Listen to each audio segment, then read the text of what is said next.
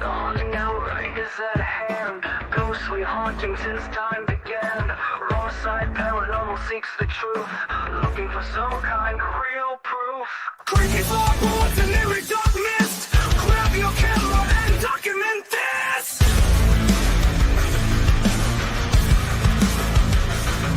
No time to run, no time to hide. We are catching all of this on the raw side.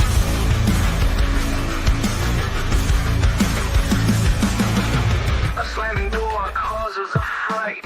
A shadowed hand appears in sight. Grab your REM pods and your K2s or anything else you can use.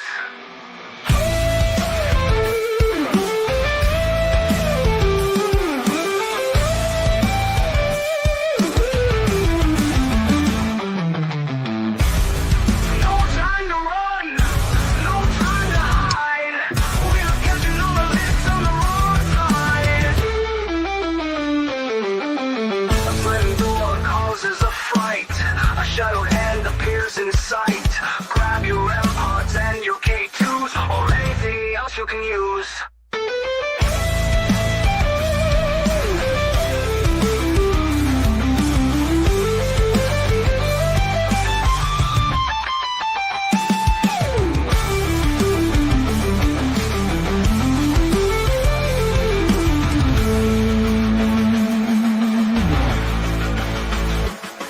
No time to run, no time to hide. We are catching all of this on the raw side.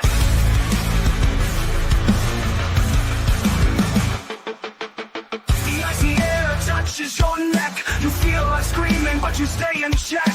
Orbs rising up to take the magical flight. You can't believe what's happening tonight. Don't run, don't try to hide. We are catching this all on the raw side. Don't run, don't try to hide. We are catching this all on the raw side.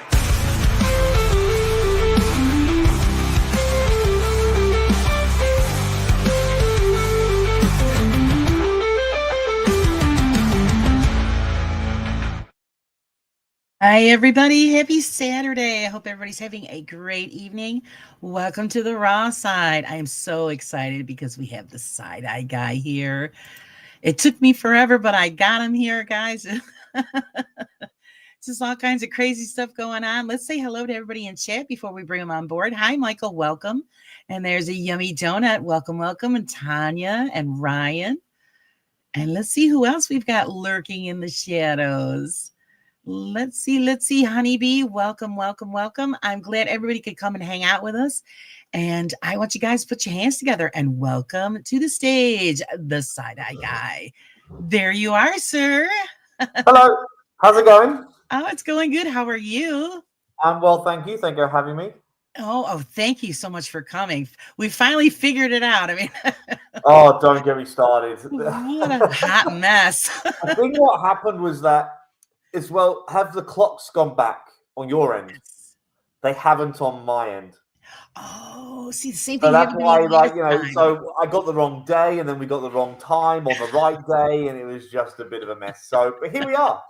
Hey, the gods have listened and you made it here. I did the same thing. It was like last week I interviewed Claire and Paul from Pansy Paranormal, and they had already changed their clocks and we hadn't. And I'm like, whoa, wait a minute. So we just screwed that all up. Yeah. Same thing happening. I just wish they'd stop with this clock thing. It's driving me crazy. Yeah, they don't do it here where I'm at. It's ridiculous. It doesn't make any sense They just anymore. don't do it. They don't do daylight savings here. Oh, I wish they would just stop it altogether. Hi, Ian, and welcome. Hey, there's Mr. Bill. Welcome. Like I said, and we're on a time crunch, guys, because Seg's got some other commitments. So we're going to try to get everything in the best that we can. I'm just very, very honored that you took the time to come hang out with us. No problem. All good. So I'm looking forward to it. I'm, small channel, nobody knows. So, I just jump in with both feet. And if somebody says yes, then I'm very, very grateful. We know what you do on YouTube and we all love it. but we would like to know, because I ask everybody this question. We would like to know Seg the person. Share with us what you are comfortable with, but we'd like to know you as a person, outside of YouTube. Hi, Joe. Welcome. Oh, God, signing. Oh, God, sorry. Oh, God, Joe Vitale. Oh, no. Oh, Seg the person. I don't know. It's a very broad question. Like, is it like what? Just generally? Generally, you as a person, day-to-day life, it's just, who you are is Seg.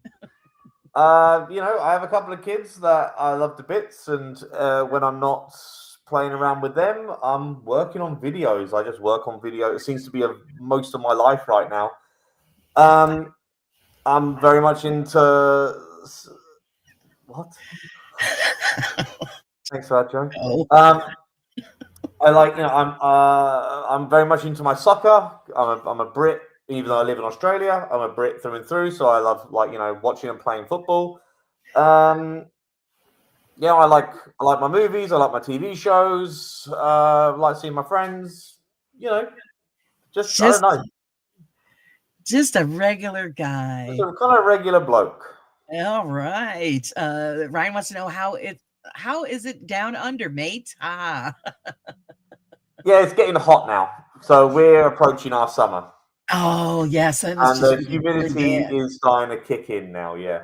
Oh, lucky you. Yeah, we're just going into our winter cycle. So it's supposed to be 20 degrees tonight. My husband's I miss winter. I like winter. I like it on the cooler side myself. The older I get, the more, I hate winter because it gets too cold, but the summers have been just horrible here. Over 100 degrees, and it's going to be too much. So yeah, I like the in-between. Autumn is actually my favorite season. Hi, Julie. Hi, Goth Dove. Welcome, guys. Okay. Why did Seg start his channel? So I don't know. We're looking at, it was 2 years ago now. Actually, it was Halloween 2022 that I was just up late one night by myself, just watching clips of my favorite horror movies on YouTube. One of the suggested videos that came up with I'm hearing like my own feedback now. Yeah, I hear you. I can just hear myself back on my end. Oh no, it's gone now.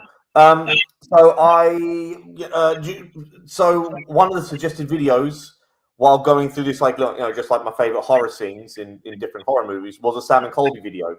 And it had a really, interesting thumbnail. It was like, demons caught or demon attack us, or, what I now know is to be the standard BS.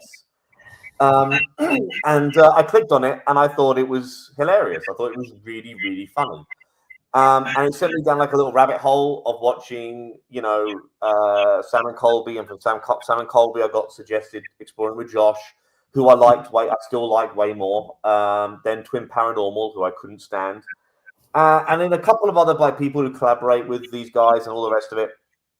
And then there was one video in particular, and I still remember it very well. It was Sam Colby, Exploring with Josh, and Seth Borden. They all went to Harriman Hospital. And there's a tripod. They set a tripod on a chair, like a sofa chair. It was just like a two-person sort of sofa or couch, Right. and that you can see clear as day. Like the seat is kind of curved. They put a tripod on there for some reason, probably to elevate it up, so it got them a better shot. And the tripod fell over. And they all screamed and freaked out and was going mental. And they even showed security footage of the tripod and camera falling over. And it was so obvious that it was just an uneven surface, that a tripod is, three small legs on a tripod is meant to be on an even surface. Right. Or you're supposed to adjust the legs so it can balance out properly. And I thought this was so funny. I thought it just made me laugh so much, the way they were freaking out over something so obvious, so easy to explain. that the whole idea of the channel just popped in my head. I didn't have a name. There was a lot I hadn't figured out. But in that moment, the idea of like, why don't I just do? And I wasn't interested in debunking in the early stages. It was just I wanted to make like a comedy reaction / roasting channel. The debunking side came later. Right. Because now that you've done that, do you still consider yourself a reaction channel, or is it more towards the debunking side? I would actually say I'm probably more reaction than I am debunking. I do debunk, of course, but I say this time and time again, getting a solid debunk is rare. It doesn't come around that often. Like you see fishy things, and you see things you're like, that doesn't make any sense to me, or this things out of continuity, or it doesn't seem realistic. But to prove it, like a debunk, doesn't come around that often. So I like to, I think, but I would say pointing out things that are a bit fishy or don't make sense and all the rest of it, that still airs more on the side of reaction because it's my opinion. But to find a debunk it doesn't come around that often. At least not to me. maybe some of the others can. I've got a sharper eye for it, but for me, it doesn't come around that often. Right. Let's see. Oh, question for me, Raw Side. A question for you. When did you discover the Side-Eye Guy?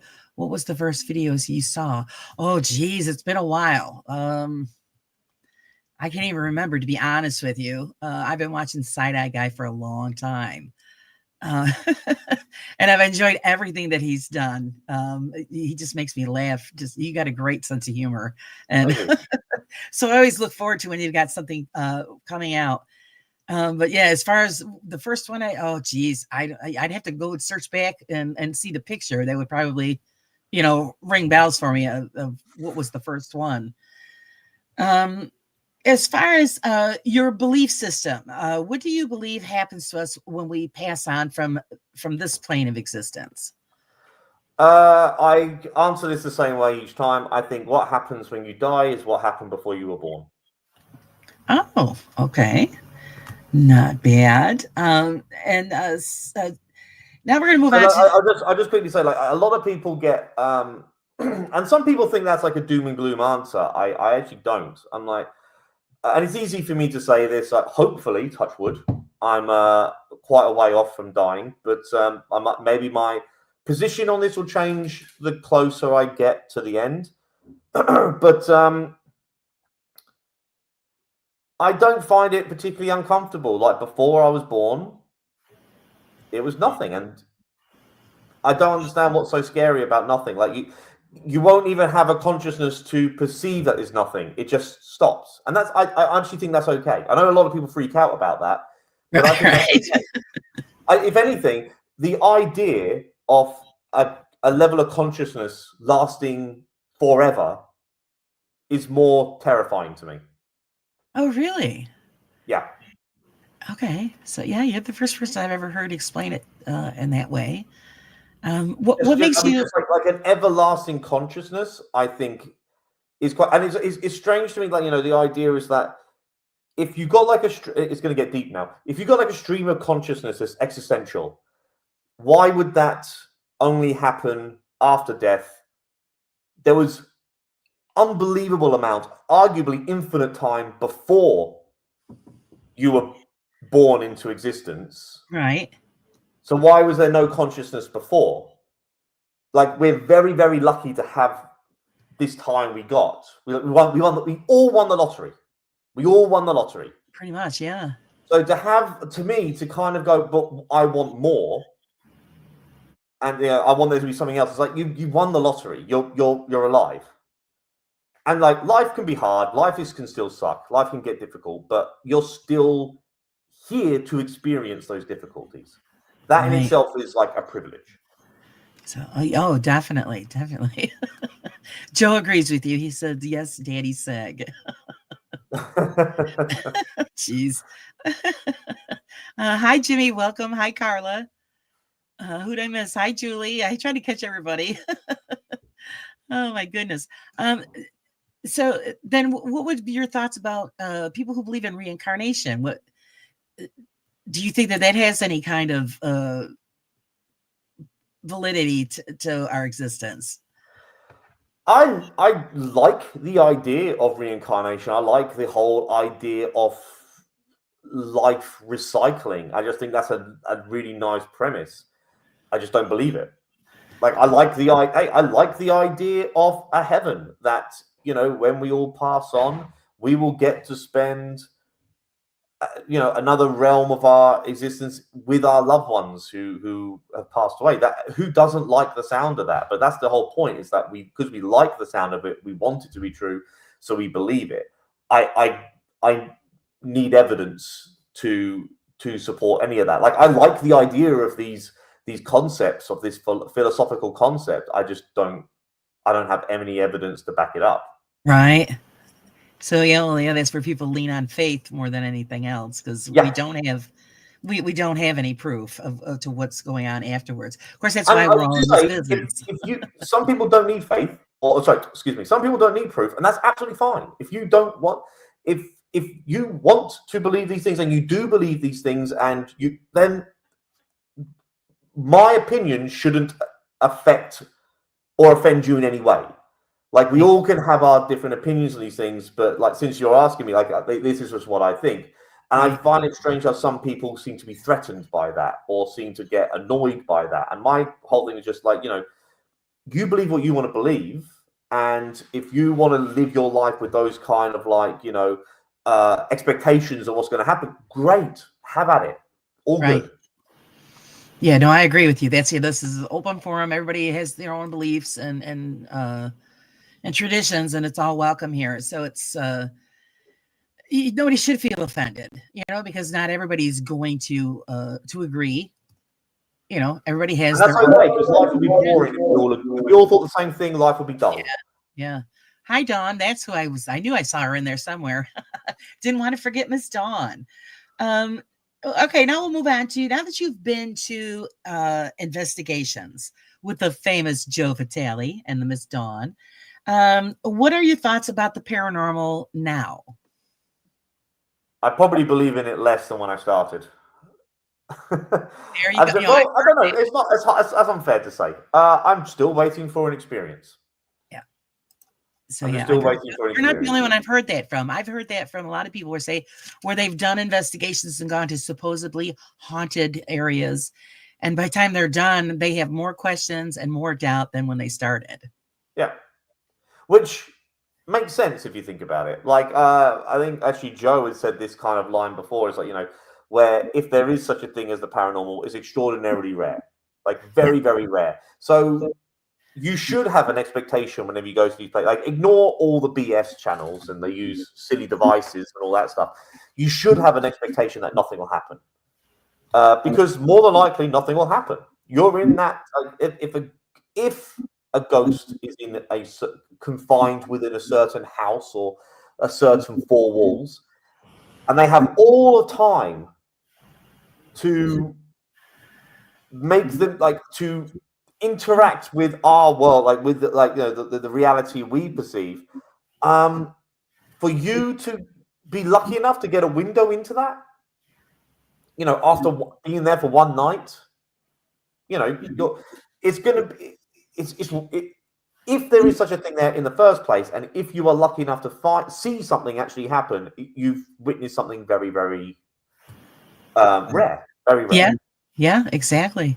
Yes, Goth Dove. Her name is Elaine Baker, who made his masks. Elaine Baker, Creepy Caboodle, fantastic. Wonderful woman. I did a piece on her in actually this month's magazine. Very, very talented woman. So yeah, if you guys get a chance to check that one out, yeah, she's in this month's magazine. So Michael here, question: what was your first paranormal experience? Was it as a kid or adult? I've only ever had one, what I would consider a paranormal experience, and it was as a child. And I am consistent with my debunking. I debunk myself all the time. It's a very, I won't get into it now because it's a long story, but yeah, I saw something when I was a kid. But, you know, like I say, I think psychology has a very big part to play in that. Yeah. Everybody's had their experiences, and then like Joe said, 99.99% of the time there's nothing. it doesn't happen, when you command it to happen. It just, if you happen to be there at the right time in the right place, then you're lucky. It's all a luck of the draw, I pretty much think. Yeah, you got to be lucky for something to happen, and then you've got to try your absolute best to debunk it. And then if you can't debunk it, then maybe you can start questioning it. But like when you've gone through that whole procedure, you kind of find that if there is such a thing as hauntings or like paranormal activity, it is very, very rare. Very rare. So yeah, it's great when you do get the opportunity to experience that, because that's what a lot of the naysayers, it's no such thing, it's all BS, so you guys are crazy. But until you actually had that experience, you can't throw that judgment out there, because you don't know, and most of us that are in the field have had an experience. And that's why we continue to search for the answers, because we want to know why did it happen to us? Why did this, or why is that person or spirit or whatever you want to call it there? As far as that goes, do you think that spirits have a limited time on this plane? Or why do you think that they're stuck here? I don't know. It's that kind of question, isn't it? It's like, why are they always seem to be like around the same kind of like time periods in history? You never sort of hear about some that are like cavemen, do you? Exactly. Good. It's pretty good. But so I mean, this has always been one of my criticisms when I make my videos, is like the lore, LORE, the lore of ghosts or of the spiritual realm seems to just change to whoever is gaining attention or a profit from it.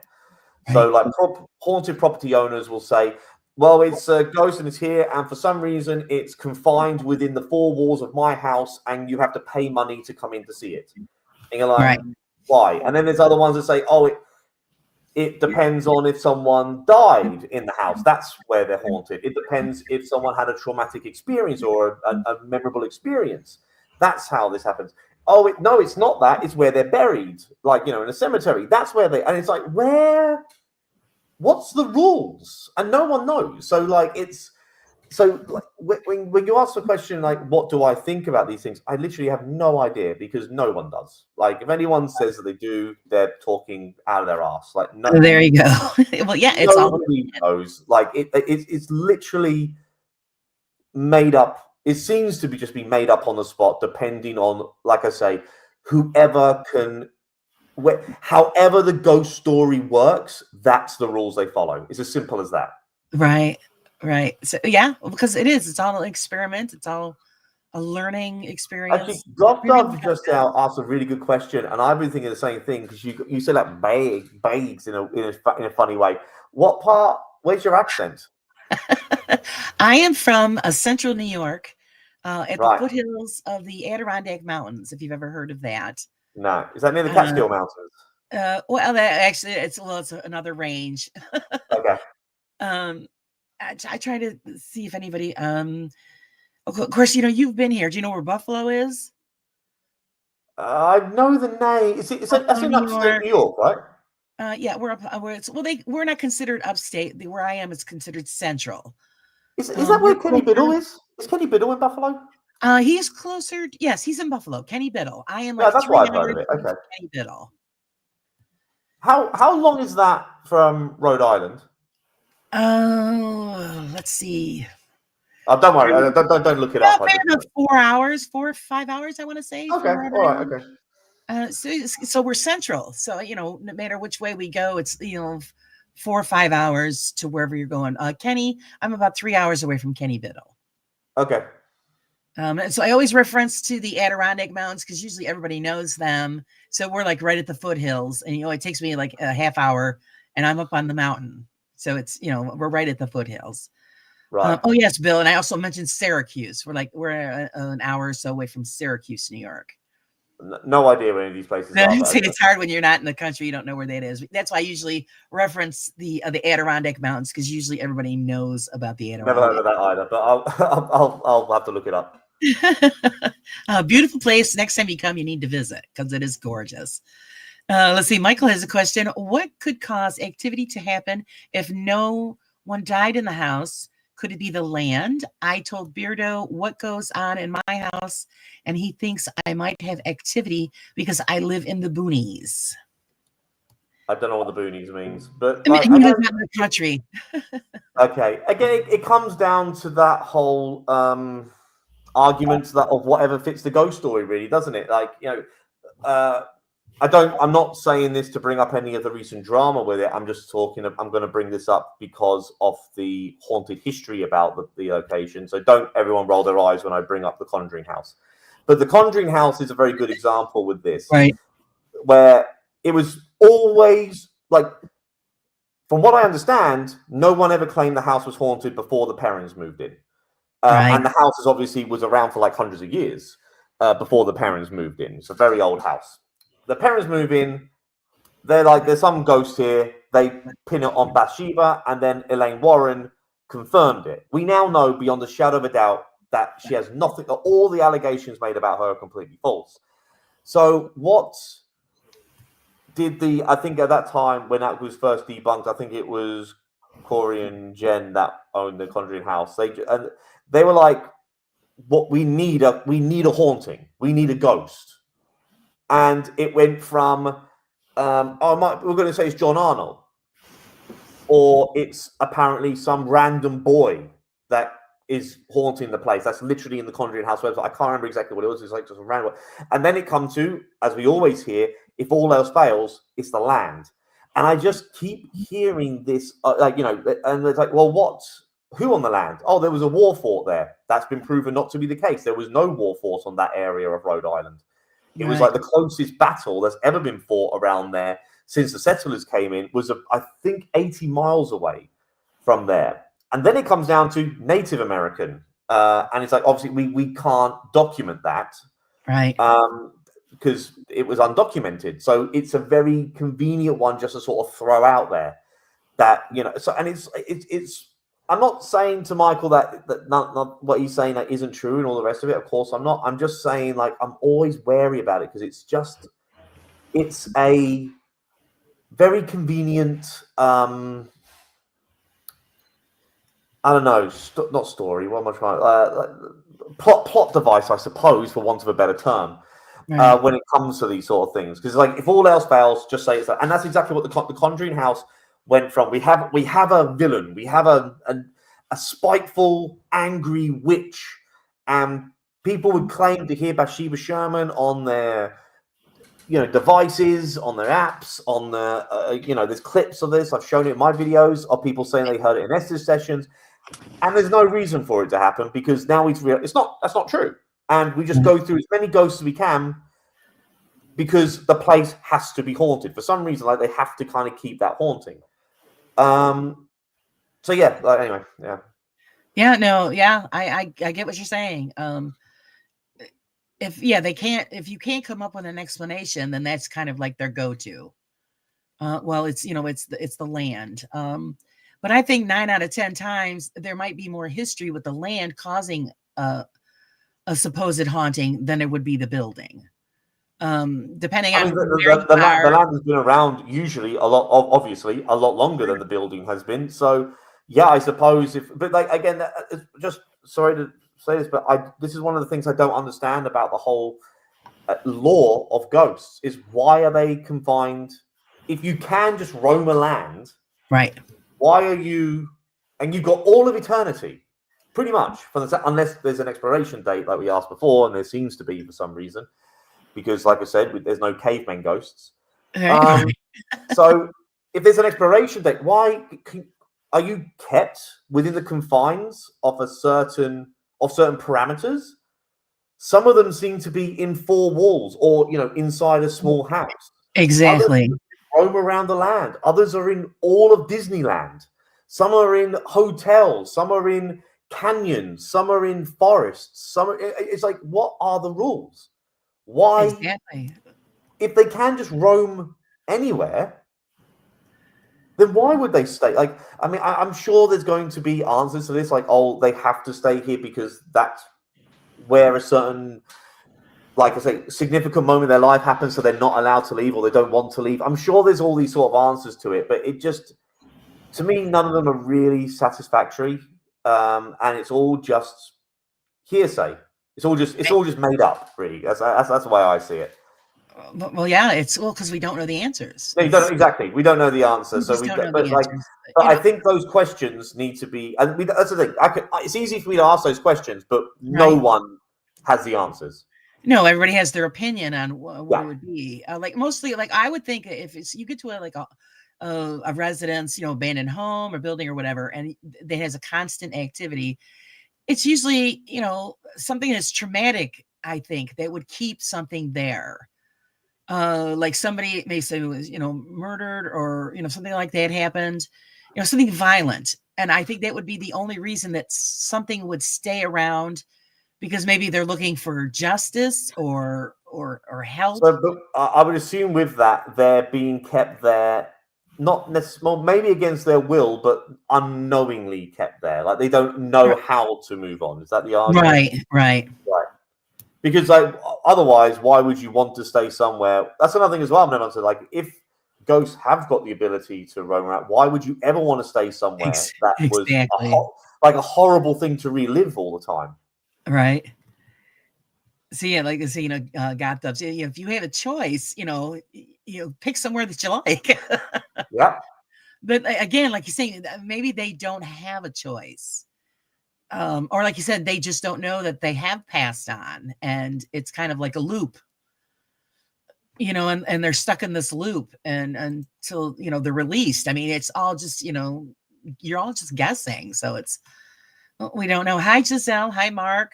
Hi Tia. Just trying to catch everybody in. Yeah. So I agree with you. You don't know why. And things just happen, and they happen, and again, we're all in it just to figure out what those answers to those questions are. Now, we all know how you feel about equipment and the apps. Do you ever think that it'll get to a point in the paranormal community that we would get to a point where we can actually come up with something that will actually help us find evidence? I mean, never say never, but unlikely.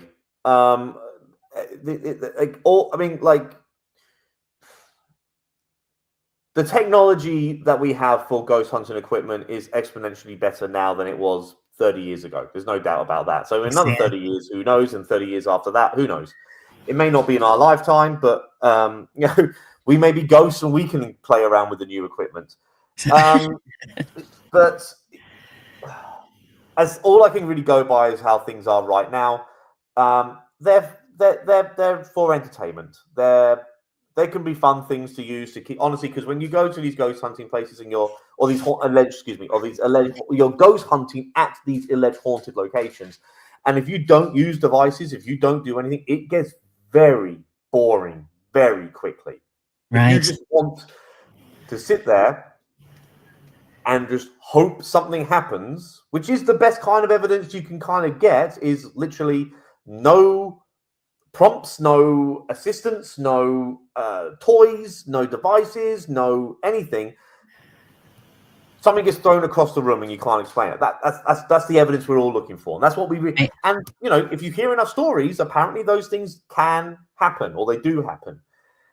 Just doesn't ever seem to be when the cameras are on.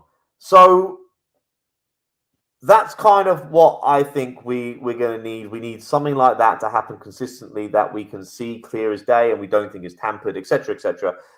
Does that mean to say that all these devices will never, aid in to find proof of the afterlife? Not necessarily. I can say it would be very. I think it's very unlikely, but for me to say definitely no would probably be might be quite foolish of me, because once upon a time, like people have said, there is absolutely no way you're going to get to the moon, and we created technology to get to the moon. So if ever we got to a point where there was just one device that got a type of consistent proof of then maybe more funding will go into these things, and then we can actually get something that is created by people that aren't just con artists, because that's the problem I've got a lot of the time with these devices. Right. They're created by con artists. Like the dead bell is Thank you. That's unbelievable. exactly what just popped into my head. Yeah, it's an unbelievable con. And if you, I'm not sure if everyone's here seen this. I know like Crow Judas has done some funny videos on these things, and I should really make a video on this. I think Beardo's done the same.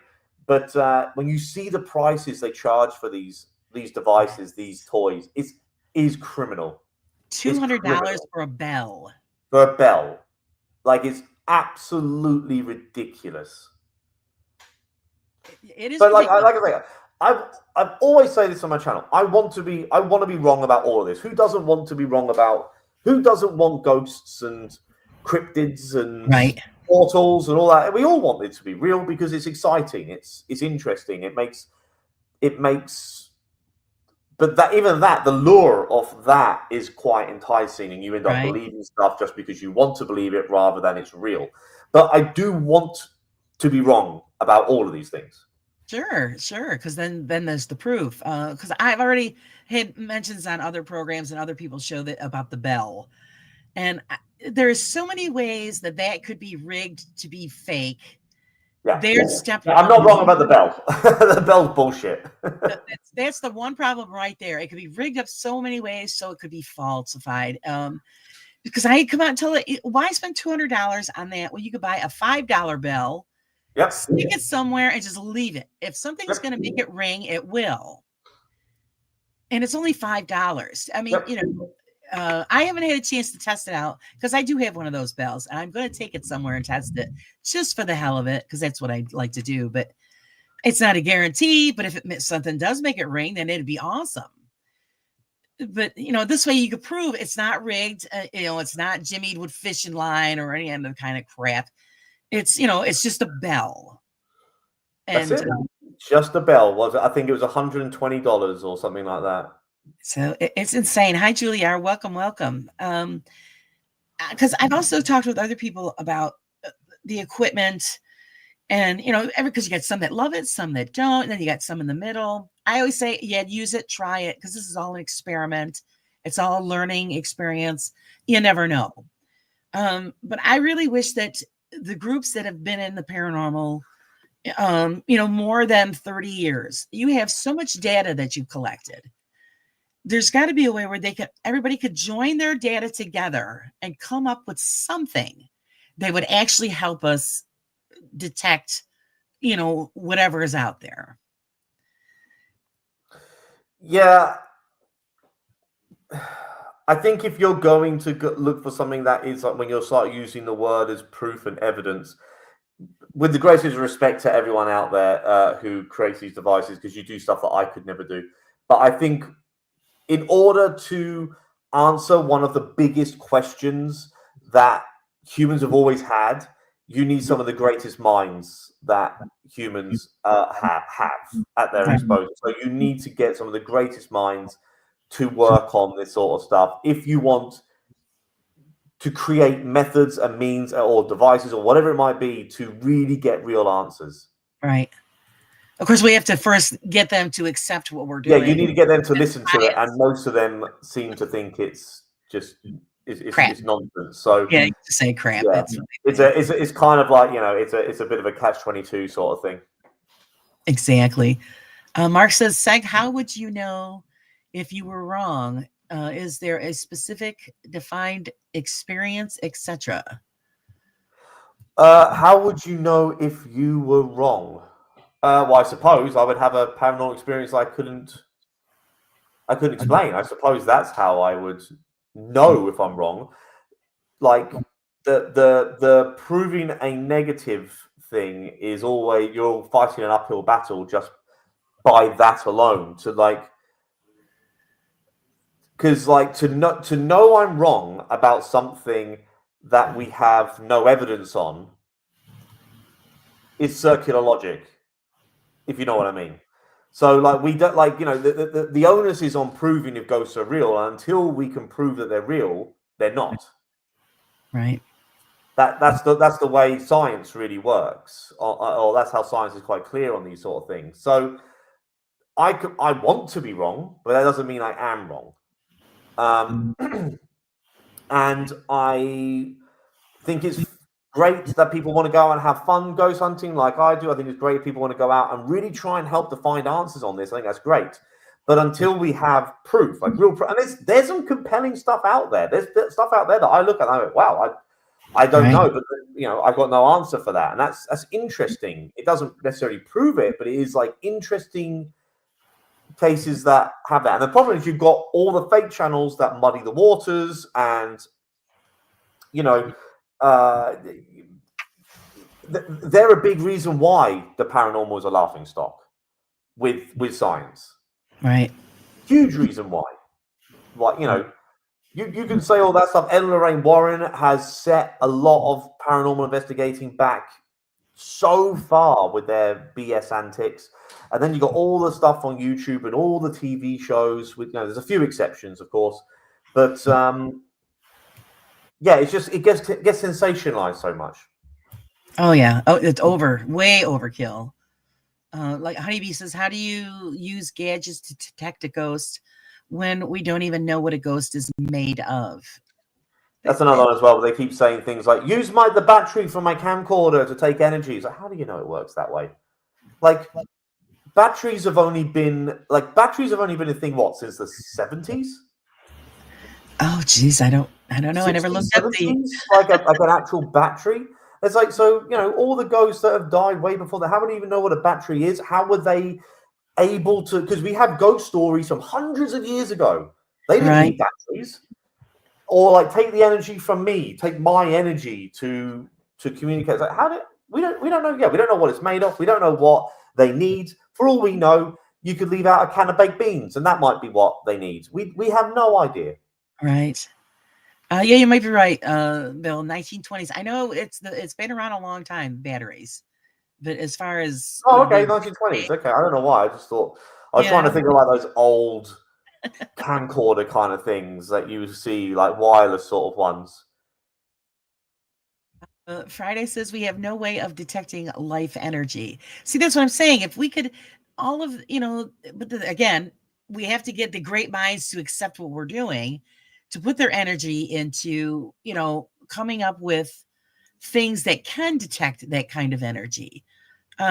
It's not impossible. Look what we've accomplished as far as technology goes. And who would ever thought that we could do what we're doing now, or have cell phones, or, a lot of things. And I always, throw reference to, like, if you ever, if you're a Star Trek lover, I grew up watching Star Trek, and everything that they've had on that television show pretty much has come to fruition.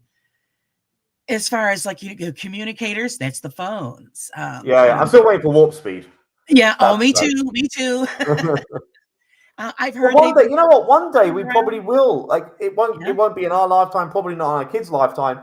But I'm sure one day we'll figure stuff like that out, or we'll be able to manipulate wormholes out in space to be able to travel vast distance. I'm sure that will happen at some point.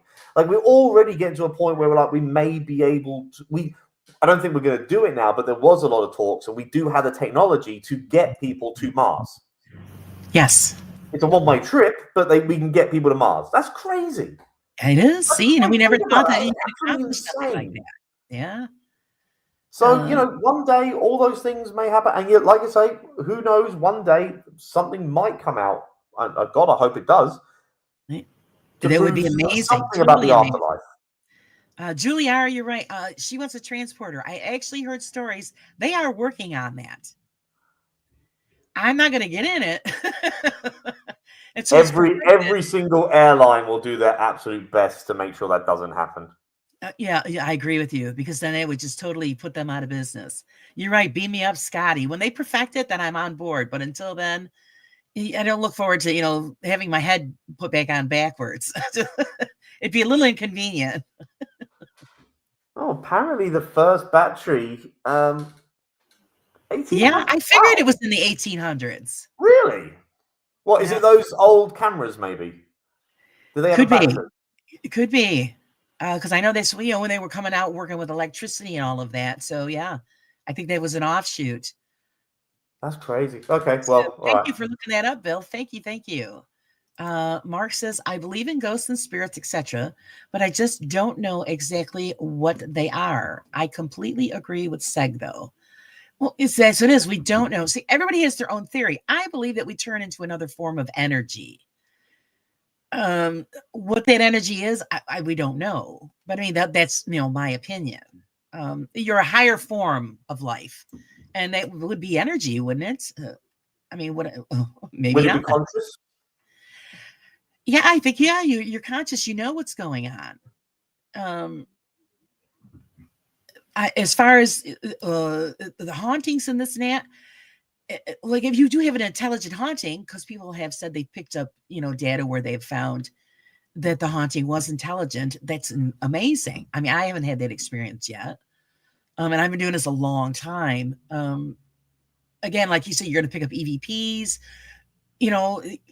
Okay, you'll hear one or two words, but I'm looking for the full entire sentence.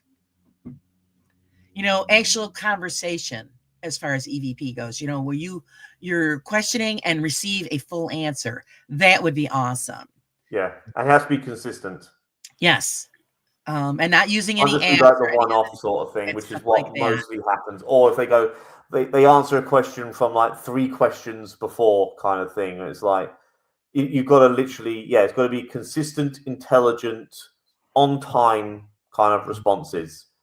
And then you've also got to ask questions that we did not know about, perhaps, and we could then find, like, the best kind of evidence really out there, let's face it, would be something along the lines of like some kind of information is presented to us through an app or a spirit box or whatever, and then we were able to verify that and discover something that we didn't know before. To elaborate what exactly was said on that thing, like a certain buried treasure, a body, whatever it might be, that a spirit was able to tell us, and we could confirm that it was true. That's the holy grail. Oh yeah, for this sort of stuff. And that's what we're all looking for. But who knows? Maybe we're really on a knife edge with some of these devices, and the spirits are just getting really frustrated because it's not quite in tune with them, and that's why we're getting these weird responses. I'm not saying that is the case, but you never know. Maybe, I don't know. Like I say, I like to be wrong about this, but until I'm proven wrong, I don't buy any of it. Right. Well, you want the proof, and I understand that. Everybody wants the proof. But, we have, I'm on like I said, I'm always on the fence. I try to stay, neutral, because you just don't know. Like the thing with like Bigfoot, there's some people that swear he's out there. Others say, oh, it's BS. But not for nothing, they said the same thing about giant squid. And now we know they exist. So who's to say that there wasn't at one time a Bigfoot, or if there is some kind of creature out there, it could be just a really large type of bear or gorilla type creature. Who knows? But again, until the proof is there, it's still just a big mystery. Yeah. I mean, like, Bigfoot's the one I really want to be wrong about. I can actually get my head around Bigfoot more than I can ghosts. Right. I can get my head around that. We know once upon a time, like God knows how long ago now, that Gigantopithecus was a real, I believe it was a primate, or at least from the ape family. We know that was a thing. Right. Around, I believe, was it North America and Russia? And what if there was 1 or 2 of them still around? I don't know. I'll never forget this. It was a long time ago now, but I was flying from one end of America to the other, and it was like a clear day across the whole country. There wasn't a cloud in the sky, and I could see the landscape of America. I must have been going over like Colorado or Utah or something. The amount of mountains and woodland and areas like that is unbelievable. The amount of untouched land, or inaccessible land in America, is crazy. And then you've got Canada on top of that. And it's that the plausibility of some sort of cryptid creature being amongst that is more believable to me than ghosts. Yeah. because they could just be there, and like you said, it's untouched country. So Joe says this is a lot of nothing across the U.S. There's, like you said, there's just miles and miles of forestry that we haven't even been into, so we have no idea what's in there. Yeah, and the likelihoods you probably no one ever would. Right. But it's, who knows? It's not like there's a shortage of places for things like that. And then again, like you're saying, the giant squid or things in the ocean. Like there's a lot we don't know about in the deep ocean. Yeah. Oceans. Actually, well, you just mentioned that. My husband said they just heard on a program that they discovered 2 fish that were supposed to be extinct, and they showed up like the other day. Somebody spotted them in the water. So there you go. Like, it's a lot. There's a lot down there. Like I remember, I think the first time I saw it was like a Wildlife on One, like a BBC documentary thing, and they showed like footage of like the deep, nightmarish creatures in the like the depths of the ocean, and like it was stuff like you just wouldn't believe is real. Gary. Yeah, like, and some of it beautiful. I think there was one. Was it a type of squid that was like it was like a rainbow sort of color? It would. Oh yes, I've seen that. Yeah, it would illuminate, and it would kind of move, kind of thing. Like the colors of it would move, almost like in a hypnotic way, and it was like that's unbelievable. Yeah, that something like that. Someday it would be great to be able to actually get down in there and see everything. And of course, I'll never go back in the ocean again, but because you never know what's going to be tickling at your toes. That's what I would be worried about. Yeah, sure. Hi, Jen. Welcome. Michael, just to let you know, I did not miss your message. You can contact me through Facebook Messenger about your wands and your walking sticks. I'd like to put that in the magazine for you. Let's see. Giselle says, wouldn't that make it not a cryptid then? Just a non-identified species. Do cryptids have to be magical? I don't think so. I thought a cryptid was just what we consider to be a mythological creature.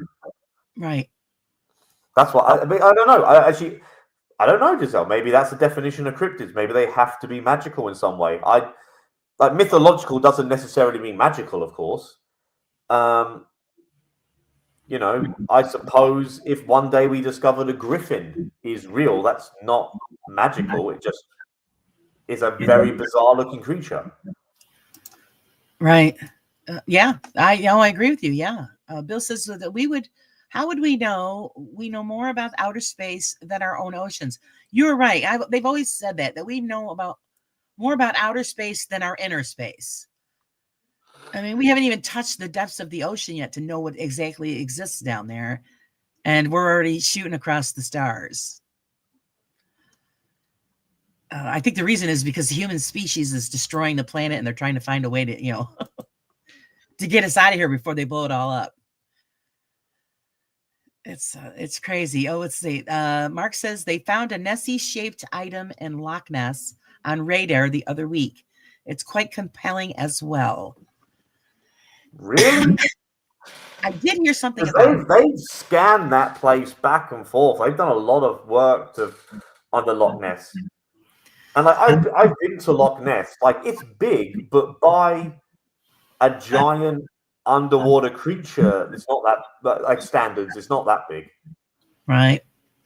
Well, yeah, I've heard also stories. I don't know if you have ever heard of that, but there's caves or something that it hides in. Yeah, which there probably are. Like, that's kind of like the way it is around there. But again, like, where does it go? Like, does it all just go under the... Like, right. You know what I mean? Like, where, like, is the idea supposed to be such massive water caves that it can... I don't know, because you're talking about a very big creature here. Yeah, well, yes, huge. Who knows? I get the Loch Ness Monster one. I'm not buying. I think that's pretty much been proven to be a hoax as well. You're right, Goth. Yep, they get more success of sending them out into space than the deep sea. Even I know the technology that we have. Do you think they would come up with better equipment so that we can go deeper into the oceans? Eventually, I think we'll get there, but I don't think they're in a big hurry. As far as again equipment, your opinion on the Estes method, and just your opinion. I don't get it. I've never got it. It's like that. Spirit boxes in general to me is just a radio doing what a radio does. If you go through different frequencies quickly, it literally does exactly what the device is expected to do. So I don't understand how that proves anything. And then you're making a practice that I think has a lot of holes in it. You're making more holes because you're now taking out the possibility of everyone else hearing what is coming through the radio. And it's interpreted to one person. Now, I know an argument I have heard from other ghost hunters, that's the point. It's supposed to be it's supposed to affect you in some way, and it's supposed to take you to a hypnotic place where you can interpret it in a way that others can't. But that isn't science. Science has got to be something that we can all agree on. Right. So, like, if you were to do the exact same methods and they all hear different things because they're interpreting it all in different ways, instantly, that is not good data, not reliable data. So right. I don't really get it, because at least if you do a spirit box, we can all hear it and we can all agree or disagree on what we hear, what we all heard at the same time. We heard it in the same surroundings, with the same volume, with the same questions being asked, right? And we can judge for ourselves and reach an agreement on what was said or how to interpret it, I suppose. But if you just have one person, we're only going on by what that one person says, and then you've also got the added opinions that it's even easier to fake it, right? And I'm sure in the past in my videos, that's the other thing about an Estes session. You can't outright debunk it because it's a personal experience. But I've shown Estes sessions where I'm like, this doesn't, like, common sense says this doesn't make any sense.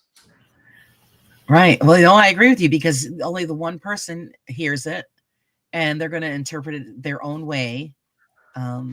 And I'm reading a lot of people saying how much I love the Estes session. Yeah, just as I know what you're all talking about, and go screw yourselves.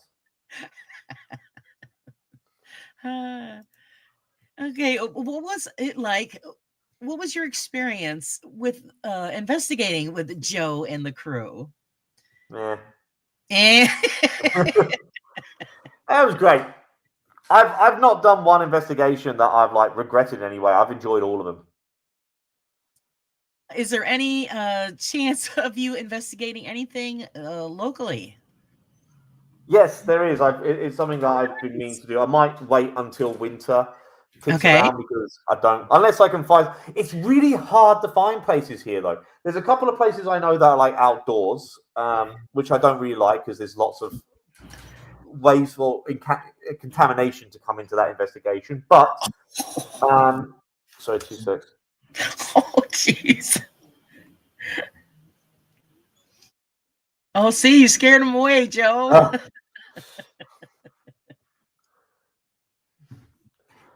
It's funny that Joe, of all people, says that, because anyone who's been to a Joe Fratelli live stream will know full well who the real bloody talker is. Oh. He's ratting you out. So I'm trying to find places in my neck of the woods in Australia that are indoors. It's really hard to find. Nothing makes you feel like a bigger tit than typing out an email or a message to someone when they're there's alleged hauntings in these places, but they don't do paranormal investigations, and you just feel like a twag. Hey, I hear your place is haunted. I'm a YouTuber, and can I film if there's any ghosts? You just feel like a dick. Exactly. And often they don't even respond to me. So, I'm struggling to find places.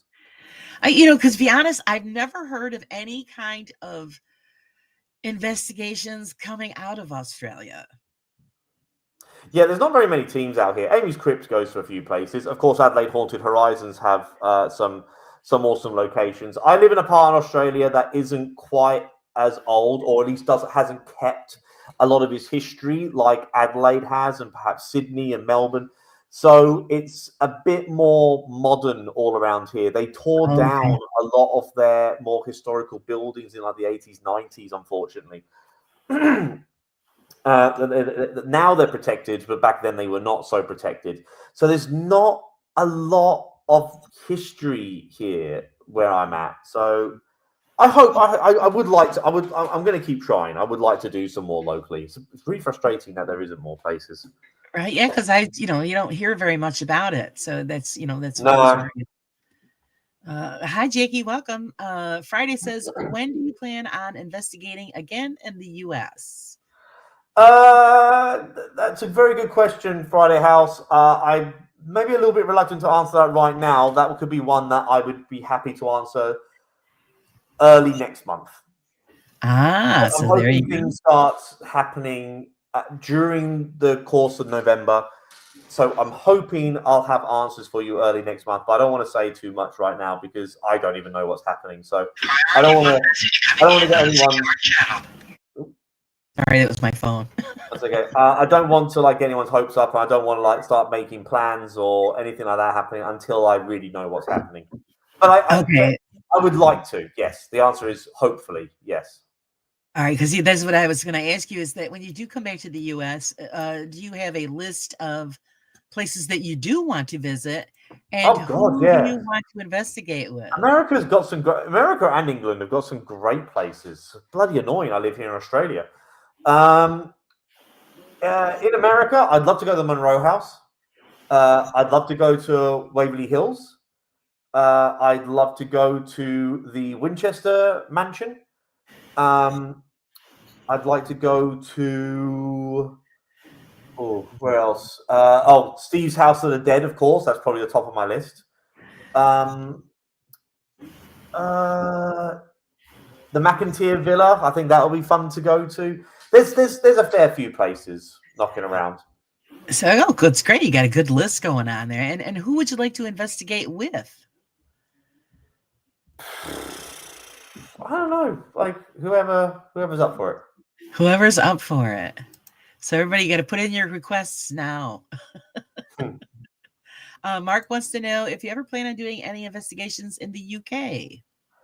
So Mark, I that one I can confirm. And shortly after Christmas this year, I'm going to be flying over to see my family in the UK. And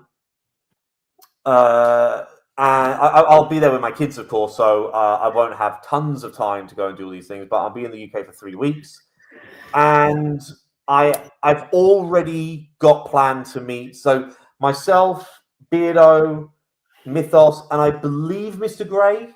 Nice. Yeah, we're all going to go to the Ancient Rams Inn. So that one has been booked in. I'm not. I think Mr. Grey is going to be there. And then I've also got another investigation plans with Three Spirals Paranormal and Real Evidence. Real Evidence I made a video on not so long ago. And then hopefully another one with Dorset Paranormal Investigators. And I've also been told that Beardo might be joining us on that one as well. Oh, that's going to be awesome. So yeah, England's booked up. Wow. All right. That's all. We can look forward to all of those goodies. Yeah, that's one of my. I'd love to be able to go, but it's never going to happen. So let's see. Friday says that he will see if he can find you a worthy location. So you recruited people to help you out. That's good. So yeah, that'll help him out great. Let's see. Jackie says, Seg, what about TOB and GOT? I don't know what they stand for. You're going to have to elaborate, Jackie. Game of Thrones.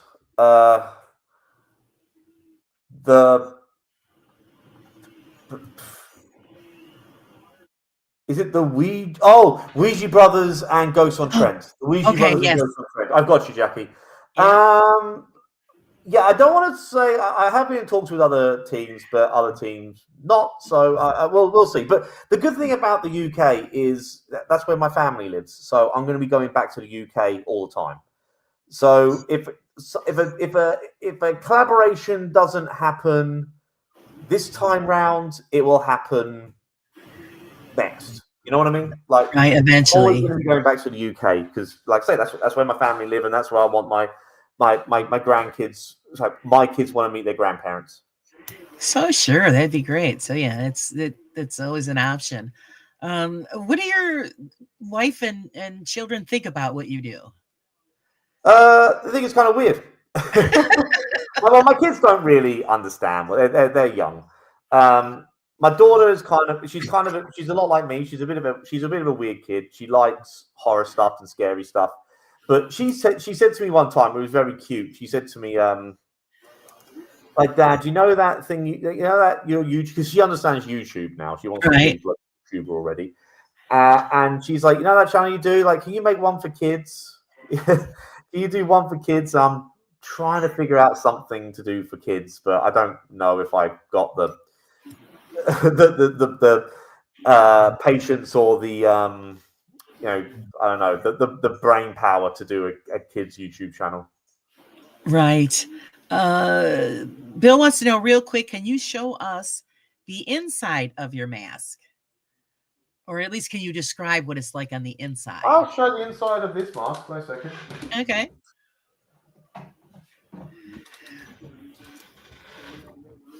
Oh, okay. So it's smooth and all right. So the black, Elaine doesn't put that black in the inside the mask anymore because the black kind of rubs off on the rest of my face. But yeah, that's.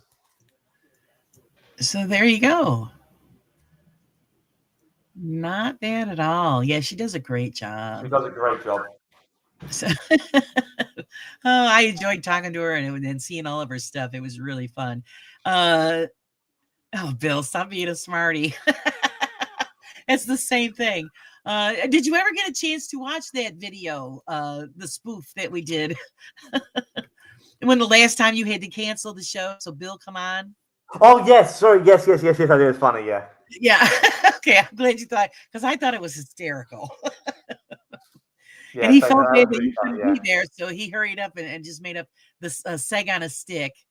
And then I told him, I said, if we had auctioned it off, then the money had to go to you. Sorry, I'm not showing you the inside of the one I'm wearing. I'm wearing it. Yeah. And trust me, it's the same. Yeah, Bill, just take off your mask. Yeah, that's right. Bill's a prankster, so yeah, he figured he'd at least try anyway. Yeah. Okay, guys, do you have any questions for Seg? Before we let him go, he's on a time crunch. Oh, wait, we have one from Friday. Seg, have you ever had deja? No, wait. What mask is the hardest to see out of? They're all pretty good to see out of. Like, Elaine made the eye holes pretty big. There's a little bit of tunnel, but like I can't see my hand from here. So there is some tunnel vision, but it's fine if I'm just like reading, Right. Might not be so great if there's a ghost right here if I'm on investigation, to be fair. The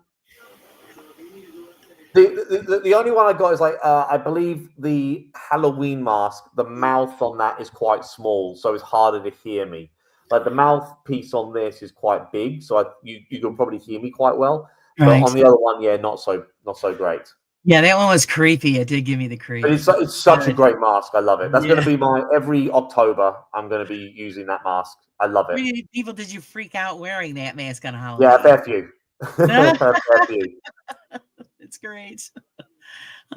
There's got to be a way, because I know somebody that makes those furry costumes that they wear at those furry Comic-Con things where they all dress up as animals. Yeah. And I know somebody that makes full fur suits, and he actually puts fans inside of them because they get so warm. I was wondering if there was any way where she could put some kind of cooling system in, and so that you wouldn't sweat so much. Maybe. I don't know. Yeah. I wouldn't know, to be honest with you. I'm not really like, she does such a great job with these masks. I don't really want to be like, you do this and do that. You know what I mean? Like she's right. You know what I mean? But like There was one thing I'd like the idea of, like, maybe if she could like push the mask forward a bit, so I could put a lav mic inside the mask. That was like another idea that we might have at some other point, and that might be good for investigations, so you can hear me very clearly outside. Yeah. So there's a few other, like Elaine's already made another mask for me, which is going to be revealed next month. Yeah, I've already had it sent through the post. Oh my goodness. Seen it yet. I haven't seen it. I haven't opened it this time. So, like, you know, I do an unboxing for my members and patrons, and for this video is going to this time I'm not going to see the mask before I open it. Oh, so no cheating. No cheating. I cheated for the Halloween mask. I remember you saying that, and I did see the unboxing, so that was great. Carla says, on your investigation seg, with the equipment and any findings, are you more skeptical now with the equipment or become more of a believer? I'm as skeptical, if not more skeptical than ever. Hi, Susan. So yeah, it didn't go over well for him, Carla.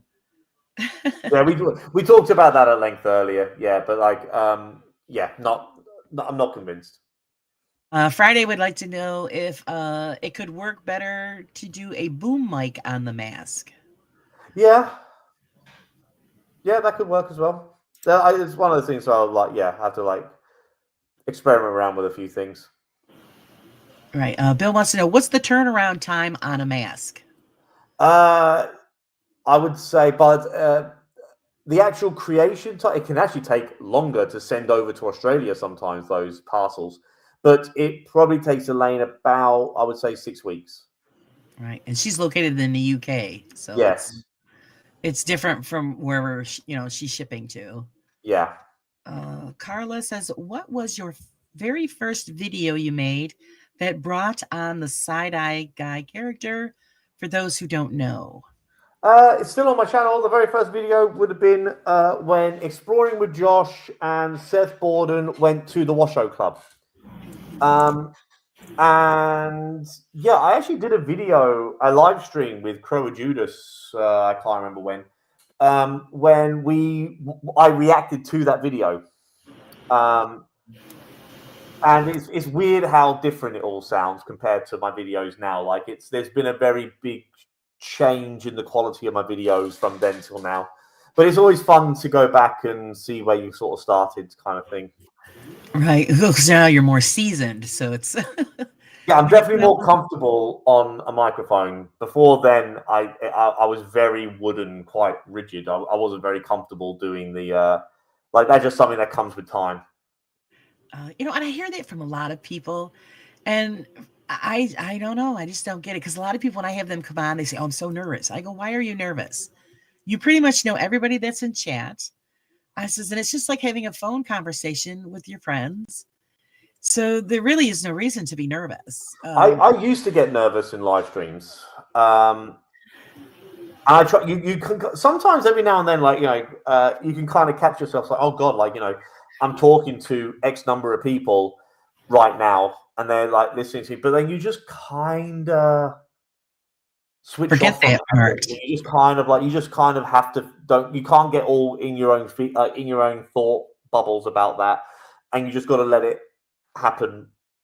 Just be as natural as you can.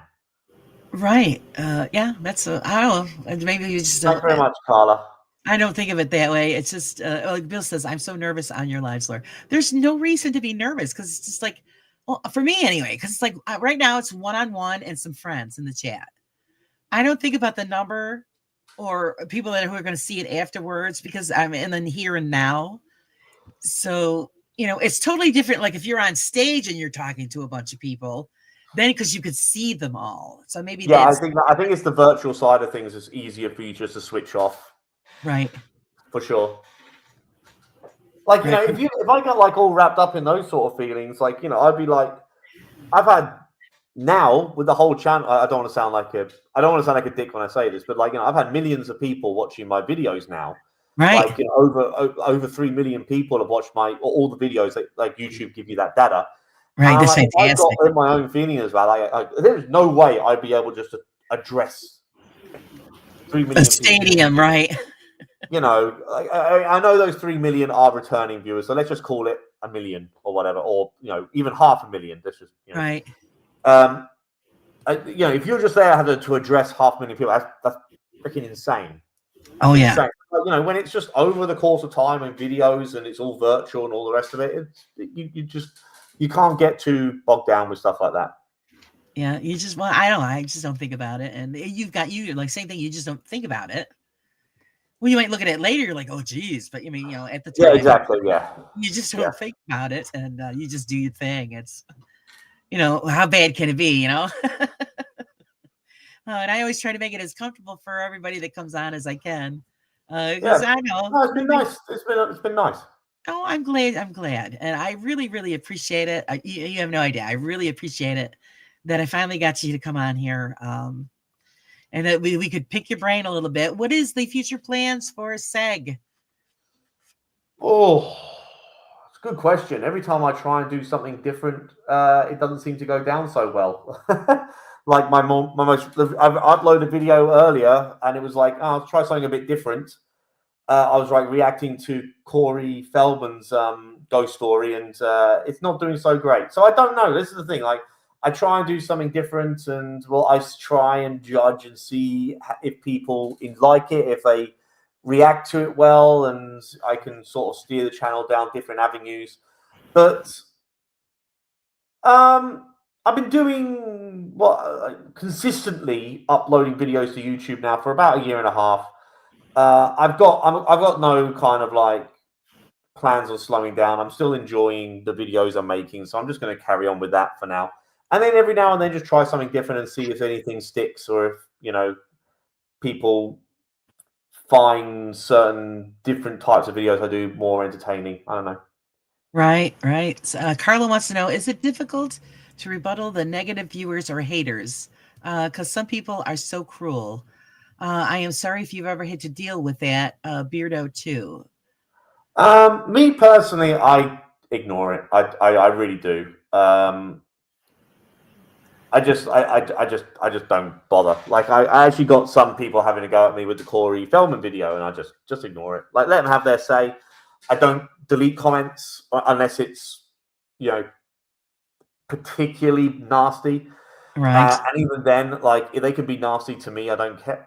Excuse me, I don't care, but I don't let them be nasty to like other maybe marginalized groups or other individuals or anything like that. So I just don't let it. I don't let it get to me. It might sound a bit, I don't know, simplistic, but really, I just don't let it get to me. Every now and then, you might see something you're like, you want to respond, but I've learned enough times now, don't respond, because if you respond, there'll be a back and forth, and they're going to enjoy it, and they've got your attention, and just don't give them that attention.